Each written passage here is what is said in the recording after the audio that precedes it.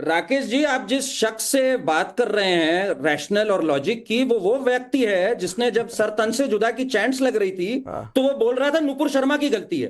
तो वो बेशर्मी के उस स्तर पे पहुंचे हुए हैं, इसलिए उसमें नहीं पढ़ना चाहिए। इनका सुविधाजनक सेक्युलरिज्म। अब आप चुप कर जाइए विवेक जी। राकेश जी, अगर आप इनको चुप नहीं कराएंगे तो फिर डिबेट नहीं हो सकती आगे। आपको इनको चुप कराना होगा। मैं आता हूं, मैं क्लियर करता हूं। व्यक्ति हैं ऐसे नहीं काम होगा। एक तो किरण वर्मा कोई पर्सनल टिप्पणी नहीं, दूसरी बात है नुपुर शर्मा पर डिबेट नहीं हो रही है। आगे बढ़िए। नहीं, मैं बता रहा हूं, इनका सुविधाजनक सेक्युलरिज्म वो है कि इनको यूसीसी नहीं चाहिए। विवेक जी से पूछिए, जो सहिष्णुता की बात कर रहे हैं, टॉलरेंस की बात कर रहे हैं, इनको क्या यूनिफॉर्म सिविल कोड ठीक लगता है? वहां पे इनको मुस्लिम तुष्टीकरण चाहिए होगा। वहां पे कहेंगे नहीं भाई, उनको भी अपनी प्रैक्टिस करनी है। देखो यूसीसी पे आपको प्रॉब्लम है। आदिवासियों में पॉलीएंड्री भी अलाउ कर दिया आपने सर।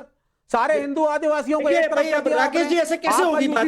मुसलमानों के एक बार उनको 30 सेकंड अनइंटरप्टेड दे दीजिए। काफी बोलिए बात होती है। बोलिए करण।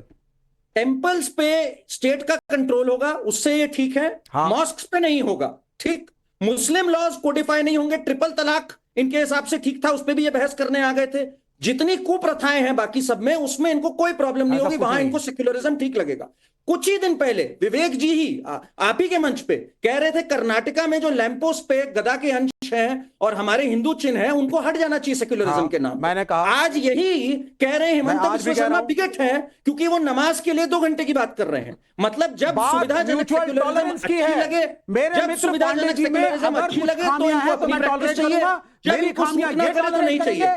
यही आगे बीच में बोलते चले जा रहे हैं। कॉम्पिटिटिवनेस अगर दोनों कम्युनिटीज में दिखाओगे, कॉम्पिटिटिवनेस नहीं, मैं इक्वालिटी की बात कर रहा हूं। मैं यूनिफॉर्म सिविल कोड की बात कर रहा हूं, मैं इक्वालिटी की बात कर रहा हूं। आप पिक एंड चूज नहीं कर सकते सुविधा के अनुसार। अगर आप पिक एंड चूज करते हैं तो आपका दोहरा मापदंड है, तो आप एक हिपोक्रेट हैं और आप वो साबित कर रहे हैं। फिर आप जाइएगा मुसलमानों को सुधारने, सबसे बड़ी बात घरों में झांकने। ये स्टूडियो में तो बोलते जाएंगे, क्या तरीका है? किरण वर्मा, आपकी भी आवाज आ रही है। 30 सेकंड में और आपको दे देता हूं, उसके बाद प्रदीप भंडारी के पास आऊंगा। हाँ जी।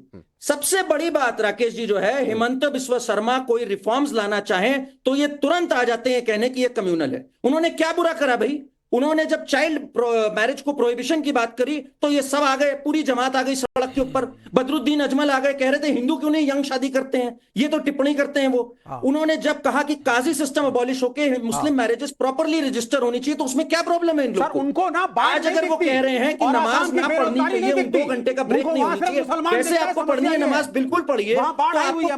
प्रोफेशनलिज्म में प्रदीप भंडारी आ रहा हूं। एक बात कहते हुए विवेक श्रीवास्तव कि आपके मैनिफेस्टो में पता है क्या था जिस पार्टी को आप सपोर्ट करते हैं? जी, कि न्यूक्लियर बम हटा देंगे। हाँ, अब मैं उस पे न्यूट्रलाइज मैं नहीं जाना चाह रहा हूं, डिबेट डिरेल हो जाएगा सर।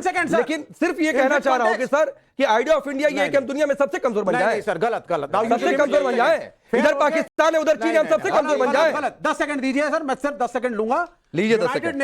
यूनाइटेड नेशंस का कहना है कि आज से 50 साल बाद, 100 साल बाद, 500 साल बाद एक ऐसा हमको एक दुनिया बनानी है which should be nuclear। तो सर आप यूनाइटेड नेशन के हिसाब से पहले अपने देश की सुरक्षा तय नहीं करेंगे पाकिस्तान चीन के बीच में? Sir please listen to me, वो ऐसा एब्सर्डिटी नहीं है उस मैनिफेस्टो के अंदर कि हम आएंगे तो न्यूक्लियर बम बंद करने लगेंगे। नहीं रखना चाहिए था ना सर, नहीं रखना चाहिए था। जिस दिन पूरी दुनिया सहमत हो जाएगी उस दिन भले आप इसकी बात करते हैं। चलिए प्रदीप भंडारी बोलिए। राकेश जी, इनको कहिए चाइना को पहले कहे कि अपने न्यूक्लियर वेपन्स जो है डिसआर्म करे, और पाकिस्तान को कहे ये चीन के वजह चीन की बेराई करने वाले लोग यहाँ बात करेंगे। अब देखिए भाजपा के प्रवक्ता मुद्दे पर आ जाइए। मैंने एक संदर्भ में कहा था, मैं चीन और न्यूक्लियर वेपन्स की बात एक संदर्भ में कही थी। आपके मुद्दे पर राकेश जी मेरी बात सुनिए। आपके शो पे विवेक श्रीवास्तव ने बोला कि भाई जो सैम पिट्रोडा ने बोला वो नस्लभेदी कमेंट नहीं है। वापस से पढ़ूंगा सैम पिट्रोडा ने क्या बोला। ईस्ट में लोग चाइनीज जैसे दिखते हैं, वेस्ट में लोग हिंदुस्तान अरब जैसे दिखते हैं, नॉर्थ में लोग साउथ में लोग अफ्रीकन जैसे दिखते हैं, और नॉर्थ में लोग व्हाइट जैसे दिखते हैं। इनको कोई भारतीय नहीं दिखता और ये बोलते हैं नस्लभेदी नहीं है। इनका आइडिया ऑफ इंडिया बताना चाहता हूं। ये फोटो देखिए आप, ये फोटो देखिए आप राकेश जी। ये फोटो में ये वो इलेक्शन है जो बाबा साहेब अंबेडकर के इलेक्शन के अंदर जवाहरलाल नेहरू से लेकर सबने जाके 70,000 वोट इनवैलिड कराए थे और बाबा साहब को चुनाव हराया था। और ये दलितों की बात करते हैं, इनके आइडिया ऑफ इंडिया में दलित का हक नहीं है। देखिए विवेक जी, आप जब बोल रहे थे, अच्छा मैं एक चीज है, मैं एक क्या तरीका है ये सबसे बोल रहे हैं, 1 मिनट का भी समय नहीं मिल रहा है। अच्छा चलिए 30 सेकंड और लीजिए, फिर मैं कंचन जी के पास जाऊंगा। विवेक जी, मैं राकेश जी एक और बात कहना चाहता हूं। मुझे बताइए कि इन्होंने कैसे नस्लभेदी नहीं है? जो तेजस्वी यादव ने बोला, जो तेजस्वी यादव ने बोला उसको मनोज झा ने बैक करके बोला कि सेकंड ग्रेड माल को चाइनीज करते हैं। एक चुने हुए मुख्यमंत्री जिनको लाखों नॉर्थ ईस्ट के लोगों का वोट मिला, क्या नॉर्थ ईस्ट के लोग इनके लिए सेकंड ग्रेड माल है? इनको अपोलोजाइज करना चाहिए। मैं एक ओपिनियन और लेता हूं। विवेक जी रुकिए, आप बोलिए। कंचन यादव, आपने कहा कि तेजस्वी यादव ने तो ये नहीं कहा कि चाइनीज की तरह दिखते हैं, ये बात आपकी ठीक है। रेप्लिका उन्होंने कहा, वर्जन कहा। तो क्या आप ये कहेंगे कि सैम पित्रोदा का बयान रेसिस्ट था? क्योंकि उन्होंने तो खुलकर ये कहा था कि चाइना के लोगों की तरह दिखते हैं। फिर तो विवेक श्रीवास्तव भी गलत हो गए, वरुण पुरोहित भी गलत हो गए। आप बोलिए।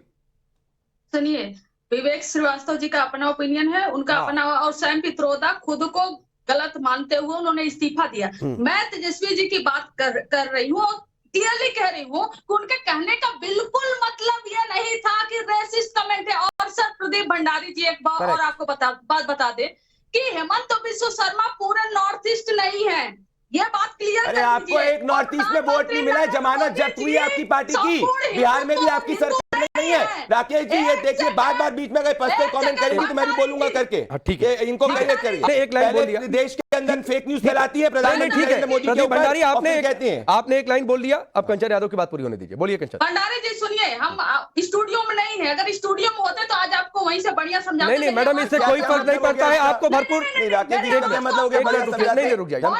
नहीं कोई धमकी किसी को नहीं है। एक मिनट कंचन जी 10 सेकंड दीजिए, मैं स्थिति क्लियर करके आपके पास आता हूं।